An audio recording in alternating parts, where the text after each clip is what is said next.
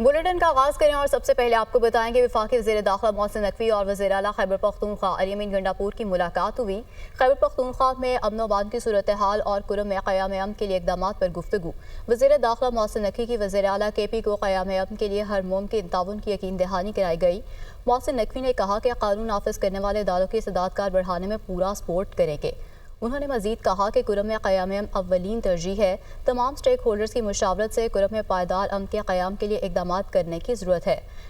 अली अमीन गंडापुर की जानिब से कहा गया कि शोहदा की कुर्बानियाँ नाकाबिले फरामोश हैं, मिलकर दहशत गर्दी के इफ़रात का मुकाबला करेंगे। वज़ीर आला खैबर पख्तूनख्वा अली अमीन गंडापुर की ज़ेर सदारत कुरम मामले पर एपेक्स कमेटी का खुसूसी इजलास में वफाकी वज़ीर दाखिला Mohsin Naqvi, chief secretary, IG police, IGFC शरीक। इजलास में कुरम मामले पर अहम फैसलों का इम्कान है। ज़ाकिरुल्लाह पेशावर से हमारे साथ मौजूद हैं। ज़ाकिरुल्लाह, क्या क्या फैसले हो सकते हैं? बिल्कुल, खैबर पख्तूनख्वा में अमन व अमान कायम करने के लिए और ख़ासकर कुरम के लिए कुरम में अमन व अमान कायम करने के लिए खुसूसी एपेक्स कमेटी का इजलास जो है बुलाया गया था, जिसमें अभी वफाकी वज़ीर दाखिला मोहसिन नकवी भी मौजूद है और साथ में ये इजलास जो है ये खैबर पख्तूनख्वा के वज़ीर आला अली अमीन गंडापुर के ज़ेर सदारत शुरू हो गया है, जबकि इसमें कुरम के हवाले से अहम फैसले किए जाएंगे, क्योंकि यह कुरम में जो हालात कशीदा हुए हैं तो उसमें अमन कायम करने के लिए एपेक्स कमेटी का इजलास बुलाया गया था। इस एपेक्स कमेटी इजलास में chief secretary Khyber Pakhtunkhwa, IG police Khyber Pakhtunkhwa और मोहसिन नकवी जो है वो खुसूसी तौर पर इस इजलास के लिए पहुंच चुके हैं और इजलास अभी जारी है। अगर देखा जाए तो इससे पहले जो मुलाकात हुई है तो उसमें भी मोहसिन नकवी और वज़ीर आला खैबर पख्तूनख्वा के दरमियान जो तबादला ख्याल किया गया है खैबर पख्तूनख्वा में अमन कायम करने के लिए और ख़ासकर कुरम में अमन कायम करने के लिए, तो बाकायदा तौर पर वफाकी वज़ीर दाखिला की जानिब से वज़ीर आला खैबर पख्तूनख्वा को यकीन दहानी की गई है कि जिस किस्म की भी यहाँ पे ताउन की ज़रूरत होगी अमन कायम करने के लिए तो हम तैयार हैं, जबकि सिक्योरिटी फोर्सेस और जो दीगर कानून नाफिज करने वाले इदारे हैं उनको अगर किसी किस्म की ज़रूरत होगी तो उनको बाकायदा तौर पर ताउन करने के लिए तैयार है। जबकि यहाँ पे उनका यही कहना है कि खैबर पख्तूनख्वा में और कुरम में अमन कायम करना है और जिस तरीके से भी हो तो वो अमन कायम किया जाएगा। यहाँ पे अगर देखा जाए तो अभी एपेक्स कमेटी का इजलास भी इसी हवाले से जारी है कि ज़िला कुरम में अमन कायम किया जाए और उसके लिए अहम फैसले किए जाएं। बहुत शुक्रिया आपका ज़ाकिरुल्लाह।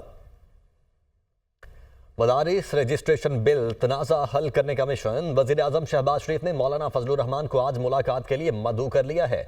मौलाना फजलुर रहमान आज सुबह 3 बजे वज़ीर आज़म हाउस में मुलाकात करेंगे। मौलाना फजलुर रहमान इत्तेहादे तंजीमात मदारिस का मौक़िफ़ वज़ीर आज़म के सामने रखेंगे। वज़ीर आज़म के राबते के बाद मौलाना फजलुर रहमान का मुफ्ती तकी उस्मानी से रब्ता हुआ। मौलाना फजलुर रहमान ने मुफ्ती तकी उस्मानी से मुलाकात से मुताल्लिक़ मुशावरत भी की है। अमेरिका ने इल्ज़ाम लगाया है कि पाकिस्तान ऐसे मिसाइल बना रहा है जो अमेरिका को भी निशाना बना सकते हैं। पाकिस्तान के बैलिस्टिक मिसाइल प्रोग्राम और नई पाबंदियों से मुतालिक अमेरिकी महकमा खारजा का बयान भी सामने आ गया। नायब मुशीर अमरीकी कौमी सलामती जोनाथन फाइनर ने कहा है कि जौहरी हथियारों से लैस Pakistan long range ballistic missile तैयार कर रहा है जो अमरीका को भी निशाना बना सकते हैं। पाकिस्तानी इकदामात उसके मिसाइल प्रोग्राम के बारे में संजीदा सवालात उठाते हैं। उनका कहना था पाकिस्तान के इकदामात को अमरीका के लिए खतरे के सिवा कुछ और समझना मुश्किल है। पाकिस्तान ने ऐसी मिसाइल टेक्नोलॉजी तैयार की है जो उसे बड़े तजर्बात के काबिल बनाती है। ये सिलसिला जारी रहा तो पाकिस्तान जनूबी एशिया से आगे तक निशाना बना सकेगा। नायब तर्जुमान अमरीकी महकमा खारिजा वेदांत पटेल का कहना है कि अमरीका आलमी अदम फैलाव के निजाम को बरकरार रखने के लिए पुरअज़्म है। पाकिस्तान अमरीका का अहम शराकतदार है। उसके बैलिस्टिक मिसाइल प्रोग्राम से मुतालिक तहफ़्फ़ुज़ात वाज़े हैं। Long range ballistic missile program की हिमायत से इनकार देरीना पॉलिसी है। JUI रहनुमा खालिद महमूद सोमरो कत्ल केस में नामजद तमाम 6 मुल्ज़िमान पर जुर्म साबित हो गया है। सखर की इंसदाद दहशतगर्दी अदालत ने तमाम मुजरिमान को 2 मरतबा उम्र कैद और जुर्माने की सजा सुनाई है। मुल्ज़िमान पर कत्ल, दहशतगर्दी और गैर कानूनी असलहा रखने का जुर्म साबित हुआ। खालिद महमूद सोमरो को 29 नवंबर 2014 को कत्ल किया गया था। मुल्ज़िमान में हनीफ, सारंग, मुश्ताक महर, दरिया खान, लुत्फ जमाली और अल्ताफ जमाली शामिल हैं। मुल्ज़िमान दिसंबर 2014 से सेंट्रल जेल में कैद हैं। इस्लामाबाद के हल्का NA 48 से पीटा उम्मीदवार अली बुखारी की दरख्वास्त पर हुक्म इम्तना जारी कर दिया गया है। इस्लामाबाद हाई कोर्ट ने इलेक्शन ट्राइब्यूनल को कार्रवाई से रोक दिया। चीफ जस्टिस आमिर फारूक ने अली बुखारी की दरख्वास्त पर समाअत की। NA 47 के बाद NA 48 की इलेक्शन ट्राइब्यूनल की कार्रवाई भी रोकने का हुक्म दे दिया गया। NA 46 की हद तक इलेक्शन ट्राइब्यूनल कार्रवाई जारी रख सकता है। इस्लामाबाद हाई कोर्ट ने फ्रीकैन को नोटिस जारी करके जवाब तलब कर लिया। तो नाज़रीन, तरक्याती मंसूबों और में करप्शन और किकबैक्स वसूली का ये रेफरेंस है। एहतसाब अदालत ने मोहम्मद खान भट्टी समेत 6 मुल्ज़िमान पर फ़र्द जुर्म आयद कर दी है। परवेज़ इलाही क्यों पेश नहीं हुए, अदालत का इस्तफसार किया गया। परवेज़ इलाही कल बाथरूम में गिर गए थे, उनकी कमर और टखनों पर चोट आई है। वकील का मौक़िफ़, केस की समाअत 7 जनवरी तक मुलतवी कर दी गई है। तो तरक्याती मंसूबों में करप्शन और किकबैक्स वसूली का ये रेफरेंस है। एहतसाब अदालत ने मोहम्मद खान भट्टी समेत 6 मुल्ज़िमान पर फ़र्द जुर्म आयद कर दी। कारोबारी हफ्ते के आखिरी रोज स्टॉक मार्केट में मुस्बत रुझान। 100 इंडेक्स में 1568 पॉइंट्स का इजाफा। पहले सेशन में 100 इंडेक्स से 1,07,843 पॉइंट्स पर बंद हुआ है। तो कारोबारी हफ्ते के आखिरी रोज स्टॉक मार्केट में मुस्बत रुझान रहा। 100 इंडेक्स में 1568 पॉइंट्स का इजाफा रिकॉर्ड किया गया है और पहले सेशन में 100 इंडेक्स 1,07,843 पॉइंट्स पर बंद हुआ। और सरमायाकारों के लिए बड़ी सहूलत, स्टॉक एक्सचेंज में शेयर्स फरोख्ती रकम अब एक दिन में मिलेगी। स्टॉक एक्सचेंज में पहले शेयर्स की रकम 2 दिन बाद सेटलमेंट के जरिए मिलती थी। स्टॉक एक्सचेंज में T+2 का फार्मूला खत्म होगा। हमजा गिलानी कराची से हमारे साथ मौजूद हैं। हमजा, बताइएगा क्या नए SOPs बनाए जा रहे हैं? जी बिल्कुल, ये बड़ी खुशाइन बात है। स्टॉक एक्सचेंज में जो इन्वेस्टर्स हैं वो पहले T+2 के फार्मूले के ज़रिए इन्वेस्टमेंट करते थे। अब ये फार्मूला ख़त्म हो जाएगा और T+0 का फार्मूला अपनाया जाएगा। स्टॉक एक्सचेंज में शेयर की फ़रोख्त की जो रकम है वो एक ही रोज़ में मिलेगी और तस्फिया जो है वो भी एक ही रोज़ में होगा। ये खुशाइन बात है और इस हवाले से आगाही सेशन भी मुनक़्क़िद किए जाएंगे। नेशनल क्लियरिंग कंपनी ने इस हवाले से नोटिफिकेशन का इजरा कर दिया है। पाकिस्तान स्टॉक एक्सचेंज के तमाम ब्रोकरेज हाउस अब इस फार्मूले को अपनाएंगे। नया सेटलमेंट सिस्टम जो है वो मुतारिफ किया जाएगा ताकि स्टॉक एक्सचेंज में सरमायाकारी को फ़रोग मिले। और इस हवाले से स्टॉक एक्सचेंज की जो मैनेजमेंट है वो तमाम ब्रोकरेज हाउस के साथ एक आगाही सेशन मुनक़्क़िद करेगी। 23 दिसंबर से ये फार्मूला अपनाया जाएगा और T+0 का जो ये फार्मूला है इससे जो न्यू इन्वेस्टर्स हैं और जो हमारी एक्टिव क्लाइंटेल है वो बढ़ेगी। एक्टिव क्लाइंटेल को बढ़ाना एक बहुत बड़ा चैलेंज है स्टॉक एक्सचेंज भी यानी कि बढ़ेंगे। बहुत शुक्रिया आपका। इस्लामाबाद में स्पीकर्स कॉन्फ्रेंस के अख्ताम पर अहम फैसलों के हवाले से न्यूज़ कॉन्फ्रेंस जारी है। अमल अख्तियार किया जाएगा अगर ऐसी कार्रवाई होगी और स्पीकर्स को ये बस पेश है प्रोडक्शन आर्डर्स का। उनके प्रोडक्शन आर्डर्स पर अमल दरामद नहीं होता। स्पीकर कॉन्फ्रेंस ने इस बारे में क्या तय किया है और ये अभी बता दें कि कोई अगर गिरफ्तारी किसी रुकन की होती है तो पहले आपको बताया जाता है या गिरफ्तार करने के बाद भी बताया जाता है? शुक्रिया। जब वो गिरफ्तार करने जा रहे होते हैं, देखें, हम जितने स्पीकर साहिबान हैं हमने फैसला नहीं करना। कानून नाफिज करने वाली एजेंसीज़ ने अपना काम करना है, उन्होंने हमें इन्फॉर्म करना है और हमसे इजाज़त नहीं होती, एक इन्फॉर्मेशन होती है, बाकी उन्होंने अपनी कार्रवाई करनी। तो जहाँ तक है प्रोडक्शन ऑर्डर्स का, ये जितने स्पीकर साहिबान बैठे हैं इन्होंने जब भी ज़रूरत पड़ेगी इंशाल्लाह प्रोडक्शन ऑर्डर करेंगे और इम्प्लीमेंट भी कराएंगे।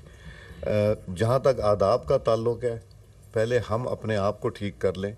हम कोशिश करेंगे मैं भी ठीक हो जाऊँ, हम सारे जितने बैठे हैं हम लोग भी शायद ख़ता भी हमारी है, गुनाह भी हमारे हैं, हम करें और हम दूसरों को भी एक्सपेक्ट करें। हमने विप्स को क्यों स्ट्रॉन्ग किया, हम विप्स की एसोसिएशन क्यों बना रहे हैं?